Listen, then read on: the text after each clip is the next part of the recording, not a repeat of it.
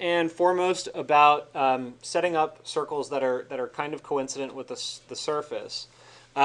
We need to find the surface normal, and this is not something that's intuitive. You won't be able to find it on your own, and I will teach you in greater detail later. But first, I want you to see how complex it is, so that you really have an understanding of how important it is for you to kind of master the use of normals. Okay, so let me turn this off. And what I'm going to focus on here are these faces. Okay, the faces I'm going to pull off by using the surface param. So I can just isolate those faces like this. All right, so I'm going to work over here then. When you have points on the corners of a grid, it's a little bit harder. So I'm going to simplify it and just use the center point of each of these. So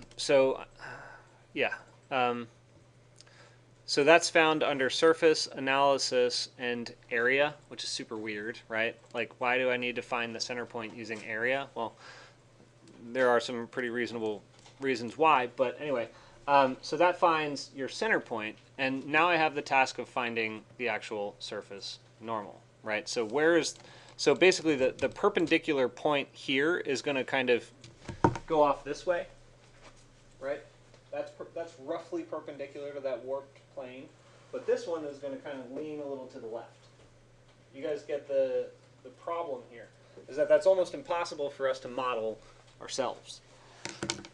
So what we have to do is go under surface and analysis, and we're going to use two tools, surface closest point and evaluate surface. So surface closest point will find the closest point or basically it'll find the relative location of a point to a surface, and then evaluate surface is going to find the axial relationship from that point to the surface, right? So it's kind of a dual construct. These are going to go hand in hand, and I'm just going to basically put them all together here real quick. But surface goes into the surface inputs like this. How did you isolate the surface?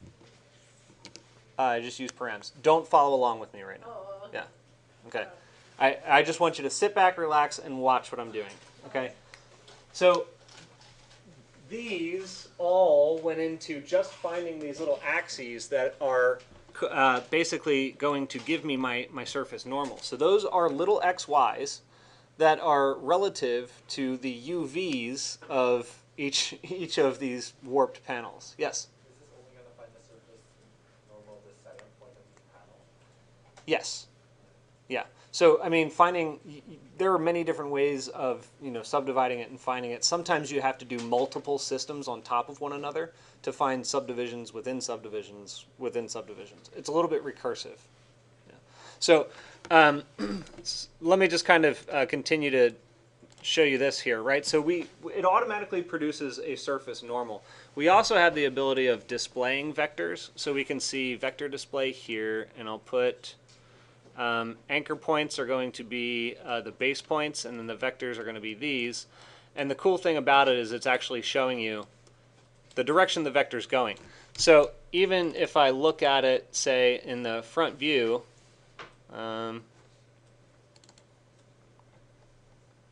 that's a bad example. This is a good example. Let me see if these are going to be greener. Yeah, there you go. So this is a good example. You can see that all of these vectors are actually facing different directions. Okay, this is an automated process that's going to help us tremendously. The cool thing about this is it gives us a frame, right? So all of these frames are essentially center points that we can build our circles on.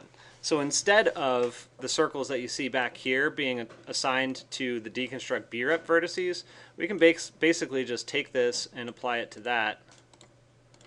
And what you get are circles that are at least somewhat mapped to the surface itself. Okay? So that was a very, very quick way, and we're gonna talk a lot about all the weird nuances here, but the key to know about this particular function is that even this is not perfect. Okay? These circles are still planar, but the surfaces that they're technically mapped to or not. So if I try to trim the two of them, it's not going to cut. Okay, so we need to do other processes in order to create a geometry that's going to cut it. Okay, so if you want to see a preview of next week, I can quickly do that for you. No? Too much? Okay. All right. So anyway, the part that I want you to focus on here is basically I want you to be thinking about the idea of a surface normal, right? What kinds of applications, and this is not for this week, but I want you to just have it in the back of your mind over the course of the next week. Why would I need to find this kind of information, this heavily analytical information, on the models that I'm creating as an architect? Okay, so be thinking about some precedent examples of buildings that might have warped planes and why this information could be important. Okay? And that's not an assignment. It's just something I want to urge you to do because it might inform what you do later on. Okay?